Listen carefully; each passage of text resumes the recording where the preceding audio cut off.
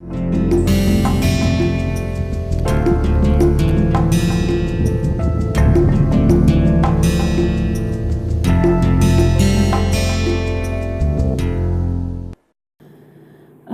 we approach a research from the empirical perspective, we see that any kind of direct data that we absorb, that we collect and gather in the process of the research findings, is not just direct, but there are many other associations, many other connections that we add to it, and finally it builds up the story.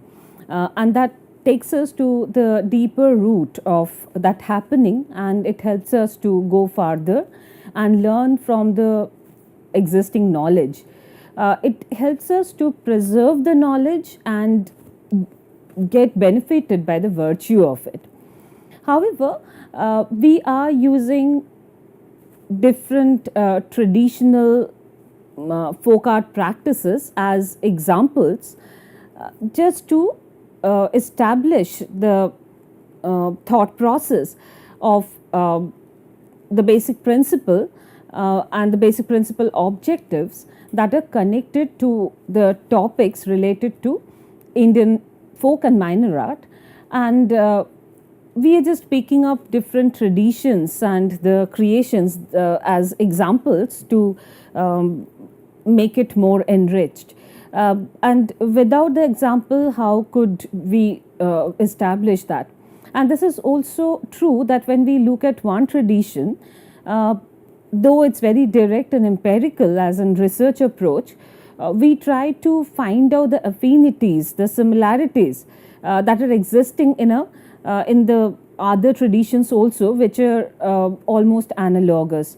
So the different traditions that we take into account and try to understand the logic and the principles in the context. So in this module, we are again, like, we're not shifting from the focus of understanding the range of practice, how well spread they are, how varied they are, at the same time how well connected they are. There are lots of similarities and they're fascinating to search and see. So here we are going to talk about the temple traditions, and I'm taking into account two traditions which are analogous to it from Andhra Pradesh and Telangana. That is Kalamkari from Srikalahasti and Machilipattanam, and also the Cherial painting from Cherial village that has that is also known as the Warangal painting. From the past, those were very closely connected, very closely associated because of their cultural root, but there are slight differences also. And when we look at Cherial painting, it's quite amazing to know that how they are connected to some of the stories that are collected in our documentation from the local saying, the local beliefs of Bengal. Only there are subtle changes of the names and other things, but all those myths and facts are deeply connected. So let's see what we get out of it. Kalamkari painting of Srikalahasti, Chittoor district, Andhra Pradesh. The Deccan Plateau of India is situated at the south of Vindhya and Satpura mountain that we know, the mountain ranges. In some isolation from the north, causing some cultural difference due to the infrequent communication. The two rivers, Godavari and Kaveri, flowing down eastwards to the Bay of Bengal, that is fortifying the cultural endeavors in the banks of these two rivers over times. Also, its stretched coastline with natural seaports provided openings for cultural contacts through trades with the foreign countries. The interaction they shared with Far Eastern and European market included Indonesia, Italy and China. The merchandise for trade included spices, muslin fabric, the muslin, cotton, silk, indigo, dye.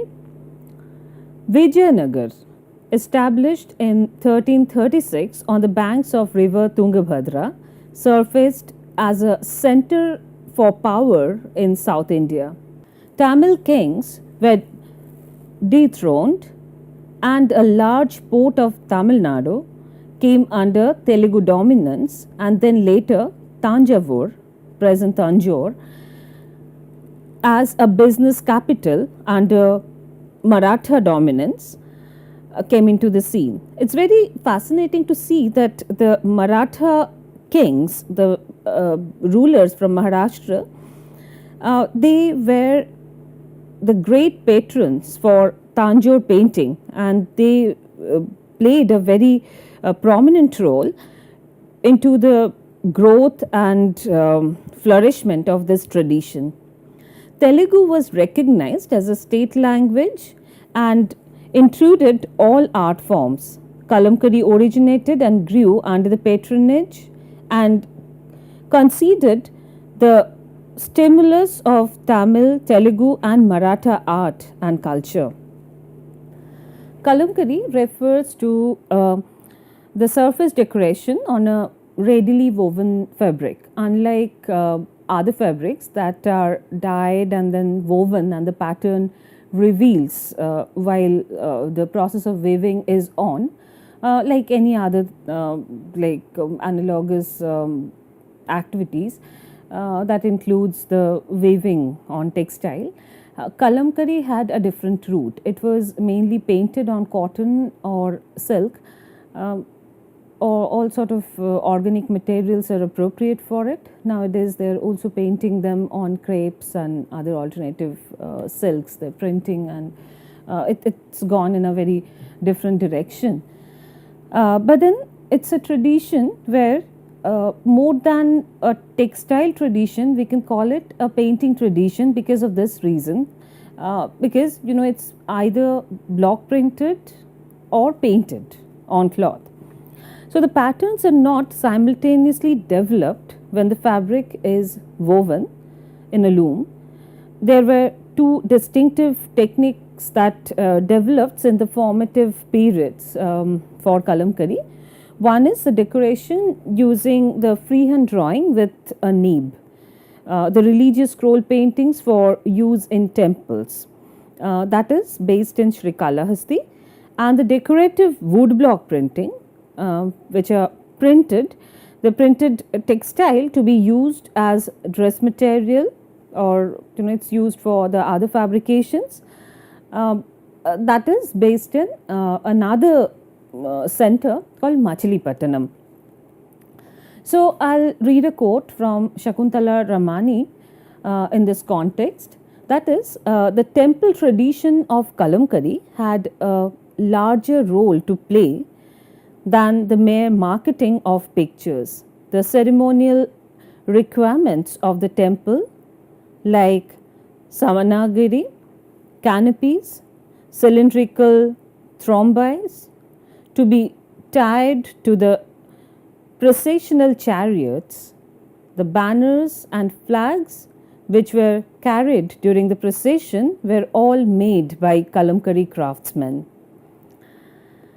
Ceremonial flags with auspicious figures like the bull or hamsa, the torrents known as vasamalai, garlands for the doorway, were first painted in vibrant colors and then cut and stitched into appropriate shapes.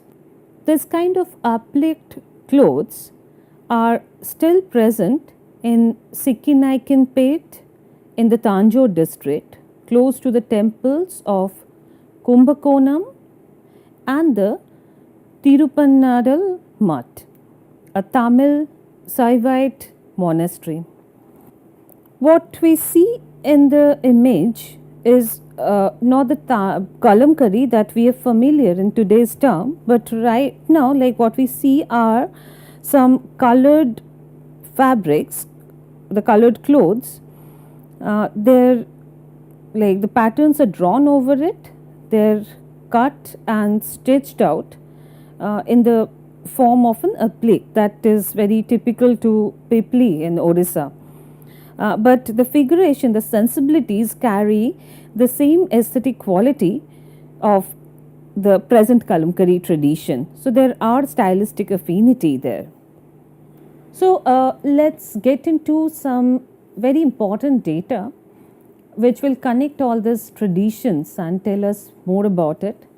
So the ancient centers of Kalamkari, that is our prime concern now, long before the Common Era, Indian textile tradition of dyeing and printing textiles, not only as the religious art but also as an industry with high demand on design motifs and vegetable dye, it was existing. Kalamkari, the name came during the Muslim rule because it was painted with kalam. It's kalamkari, the kariya or the work done with pen. So the pen work that gave it the name of kalamkari. So this is like the name was coined during the Muslim invasion and the Muslim rule. As the Sultan of Golconda identified the artisans who painted on fabric with a kalam as the kalamkars, that is the term they used. So it has slowly lost the Islamic connection that added many interesting motifs to this tradition if we go by those examples. And the practice of this, which is slightly controversial, but it is said that the tradition goes 3000 years back because the first kalamkari cloth was supposedly to be found in Indus Valley from the evidences of the Indus Valley civilization from Mohenjo-daro. So the 3000 years old tradition of Andhra Pradesh was centralized in the two major places named Srikalahasti and Machilipattanam. So Srikalahasti style is drawing on cloth using a handmade pen or with the dye inspired from the narrative relief panels on the walls of Hindu temples based on Hindu mythologies. And the Machilipattanam style, on the other hand, had the Muslim influence to its principle. Visually, they have lots of temple motifs which are taken from the Hindu tradition, but the reason they shifted to block printing, the non-figurative block printing, where it is mostly dominated by the simplified natural motifs, mostly taken from the local temples of Hindu gods and goddesses. So a district the Machilipattanam thing, that has a distinct Islamic influence caused by the Qutub Shahi rulers of that time. The style evolved drawing with a kalam or a pen, as well as engraved wooden blocks with non-figurative patterns for printing on the fabric for daily use generally. So Qutub Shahi rulers influenced a strong trade connection with the Persian Safavid dynasty rulers, and which ensured a regular purchase of kalamkari textiles. So they had a trade route from Iran, and they had this Middle Eastern connection for a very long time. The Sultan of Golconda as well as the Mughal rulers favored the practice to a large extent.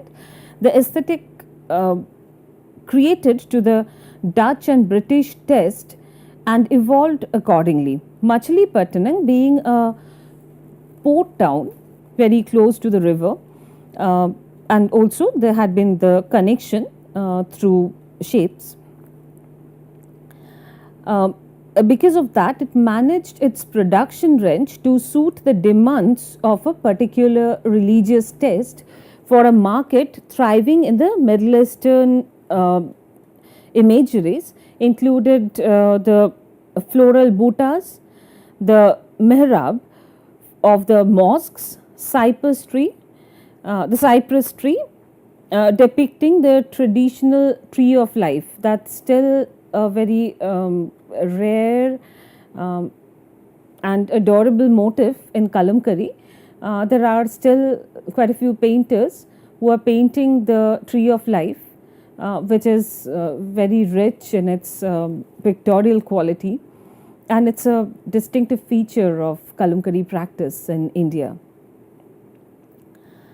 So, there are animals mentioned in Sufi literature and also in Quran. So, not all animals that you get to see there, but anyway, by the time Islamic rule declined in Andhra Pradesh, it indicated a downfall in the craft tradition of Andhra Pradesh for obvious reasons.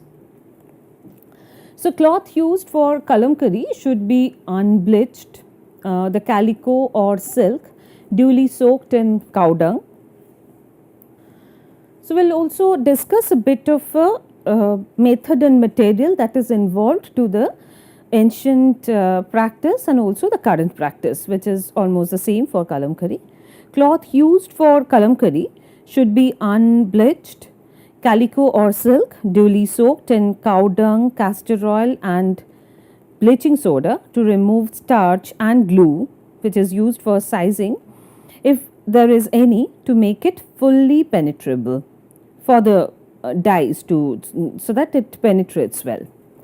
Myrobalam from the nut family, which is known as harhar or hartaki in northern India, mixed with sticky buffalo milk, is the solution that is used to prepare the ground for painting. The milk content prevents the color from spreading and smudging. The drawing is then made using a kalam, typically made out of bamboo stick, sharply pointed at the end and tied by cotton threads that hold the liquid dye to be squeezed and dropped as the artists execute the image with a smooth and continuous flow. Myrobalam produces greenish yellow ochre, that kind of a tint, as the seeds are grinded into powder and made into a paste by diluting it. Kasim is the black made out of iron scraps and jaggery solution brewed in clay pots. Jaggery helps the fermentation process. Alum and salt are used to develop rest of the vegetable dyes, and the process is often complex. Diluted alum produces an intense red while applied on myrobalam dyed surface. Surul pattal for purplish brown. Manjishta is rose madder. Thomachekka, the branches of rust, yellow from payori or the urine of cow that is fed mango leaves. Pomegranate seed, dried yellow flowers of dadup, and indigo blue, dried raw mango powder, katha, are used extensively. After the final development, and the painted clothes are washed in running river water and dried on the river bank under sun for permanence. So, that is perhaps the reason why the tradition grew in places where there had been a river or permanent water body close by. But in Srikalahasti right now, the supply of water is not so high, but still there's a river, and that takes care of the work mostly. So, it's a temple tradition, and again we are trying to focus on the present scenario a little bit. In Srikalahasti, a socio-economic empowerment program seized the art from dying. Dwarakanath Reddy and Ramanarpanam Trust funds the program, in which the whole cluster could foster a sustainable promote aiming at global market, duly keeping the present users in mind. They are prompt in maintaining websites and connect directly to the buyers. Machilipattanam, on the contrary, is not so easily accessible for the fact that once a major international trading port has now been shrunken to an unfledged fishing village. Although the fading of exquisite Islamic motifs remains a matter of concern, it is remarkable how the artisans are moving towards the hand painted Srikalahasti style for better scopes of innovative production. During the field study in Srikalahasti and Hyderabad, the author happened to interact with many artists and artisans to understand the present scenario and workflow. Amongst many apprehension regarding the future and sustainability issues, there are two significant comments that are apparently unrelated as concerns could be counted noteworthy. Both the concerns require two steps of actions. First is the thorough intellectual scrutiny to the production parameters, and secondly, a possible alteration to the existing production management. With this, we are moving to another very interesting artifact from Warangal. This is quite old and it's kept in the Dakshin Chitra Museum close to Chennai. So, what we see is a shrine for the temple purposes with the image of like one single figure on top and a narrative that is going on. Interestingly, like any other Patachitra or the narrative scroll, it also has a Indian red background that is almost flat and that is using as a contrast. The reason why I'm mentioning that is this color red has a tendency to come to the foreground, and because of that the illusion of depth is not so prominent. It gives you a very two-dimensional feel, and that takes the narrative going. It doesn't take us in, and there's no visual push and pull that distracts us from the flow of the story throughout. So, that is quite favorable for the storytelling here. In fact, it is said in medieval India, when in the late 17th century, when Patachitra tradition was thriving in all over India almost. Like we are yet to discuss another tradition from Gujarat, that is Matani Pachedi, where they combine the block prints and the hand painted images in the same fabric. Though the ancient center is lost now and it has moved to the urban places and continuing with the thing, but we'll see the new profile of it. But more or less everywhere, when there's a narrative Patachitra tradition took place from 17th to 19th, 20th century, or like continuously, that was at one point was the only mode of entertainment that everybody had, and it caused a very crucial social change that though many of the people were illiterate in that time, but they can't be marked as uneducated because the education had nothing to do with literacy for that time. So, because of this Patachitra and the tradition, the oral traditions that existed in India, people were very highly educated through the moral stories and stories from the epics. The sense of literature in the oral context was very rich for them. They were philosophically very fine and tuned. So, those are the social responsibilities that was very successfully taken care of by the people who painted the scrolls and told the stories, wrote the orations in the form of poetry, sang those songs, and I think I'm repeating that quite a few times. So, let's see some more to support my statements, some more examples. What we see in the picture is one example of cherial painting from Warangal. It has a connection to the Warangal and Lingoda tradition of Andhra Pradesh and Telangana. And the image is there in Dakshin Chitra Museum. So the mandats were the itinerant birds and performers of Andhra Pradesh, while the Nakashis were the artists. The Nakashis of Telangana also made dolls, much like the Kinnal dolls of Karnataka, in addition to the painted scrolls. The scrolls were very important part of the sociological and cultural setting of Telangana, as these paintings are now confined to Cherial village. They are called Cherial scrolls. These are collected from Wikipedia sources. In earlier times, the scrolls were a colorful backdrop to the equally interesting oral traditions of the common people, the village Hajam barber, toddy tapper, dhobi washerman, charmer leather worker, fisherman, weaver and farmer. The 7 working marginalized castes and communities of the village were very, very powerful. They are the Madigas, Gods, Mudirajus,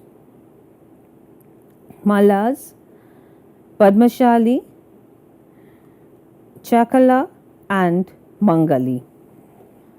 So this is very interesting to see that most of the scrolls tells a story which is quite familiar with the story of the Patachitrakars of Bengal. There the story was like the master craftsman, the gods of the craftsman, Vishwakarma. He fell in love with an Urvashi named Gritachi, and they gave birth to 10 children, and they all were from the craftsman community. Here in the Cherial scrolls, they tell a similar story with a slight different bent, where we'll see from the pictures. The story usually starts with the image of Ganesha at the right top to begin with, and it has a direction, it goes from left to right in the visual. So we see Ganesha being offered with some prasad, and then we see the 3 gods, Brahma, Vishnu and Maheshwar. They're coming to visit Ganesha, and then Brahma starts perspiring, which leads to some disaster, and then there comes character who takes shelter, and from the sweats of Brahma takes birth the 10 sons of another Gandharva, and all those 10 sons get into all these professions, like like somebody is a barber, the other one is a washerman, the one is a leather worker, fisherman, weaver and farmer. So that is very interesting to see how again the background is flat and there are characters who are placed in a narrative formation, and it also has the Western Indian influence that is quite prominent in the Odisha Patachitra.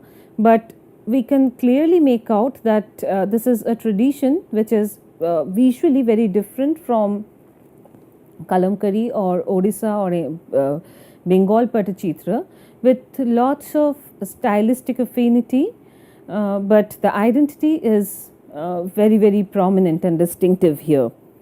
So the scrolls set out the adventures and exploits of local folk heroes who performed on the fringes of epics, Puranas, etc. of the Hindu greater tradition. Each community had its peculiarities and its favorite heroes and heroines, as also selection of stories from local mythologies. It was also customary to sacrifice a goat after the recitation of the story from the scroll in some communities. As we have discussed many such narrative traditions throughout the fifth module, to realize the continuum of the practice, uh, considering the ancient centers, the current practice, we also discussed the method materials, how much are authentic and taken from the available sources, and also quite a few exponents and patrons who led the tradition grow and flourish. So, in that context, we cannot leave another tradition, and I'll briefly describe the artwork of the Fud painting from Rajasthan. Fud is a word that has the similar meaning of put or the canvas, the surface, and the two dimensionality and the narrative that's there in that connection also. So, let's see one example, which is a very humble example. There are enormous screens that they produce, and the whole thing comes with a lively performance with dance, music, and narrations with playing very interesting folk instruments, and that takes place in the desert to get people enlivened with the stories of Pabuji, that is Pabuji Ka Fud of Rajasthan. Pabuji Ka Fud. It is a hereditary art form which is passed on from father to son. A Bhopa commissions this painting for religious purpose. The painting is drawn on a cotton cloth. The cloth is first prepared by applying a paste of flour and gum. It is then polished with a stone. An auspicious date is chosen for starting the painting, since it is used for religious purpose by the Bhopa. A virgin girl only has the privilege to giving the first stroke of the brush on the Fud painting. Normally, the girl belongs to the painter's family or to a high caste. An outline of the painting is drawn by the artist with light yellow color paint. Only earth colors or vegetable colors or indigo are allowed to be used. The colors are then mixed with gum and water and painted on color after the other in the order of orange, yellow, and so forth. Black is the last color paint used for the border. Again, on an auspicious day, the painting is signed by the artist at the center of the painting, close to the image of the main deity. Signature of the Vopa who commissions the painting is also included, but it is optional. As a last act, the artist is said to give life or awaken the deity of the painting by opening the pupil in the eyes of the main deity at the center of the painting. It then becomes the Pabuji Ki Fud of the Bhopa who has commissioned it.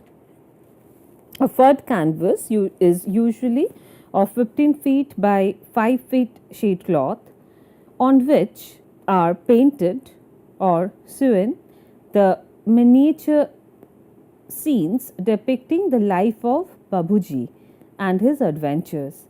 The Fud or Pur represents in its painting the court of Pabuji as a historical true Rajput chief who sacrifices his life for protection of others, his palace and his divine character as an incarnation of Lakshmana, the brother of the Rama of the Ramayana Hindu epic story, the forts in which he lived, as well as the sanctum of his goddess Devil.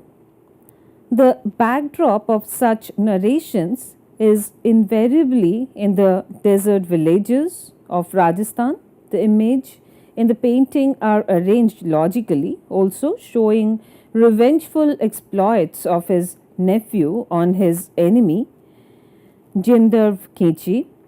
However, iconographically, it is considered as extremely complex and intricate.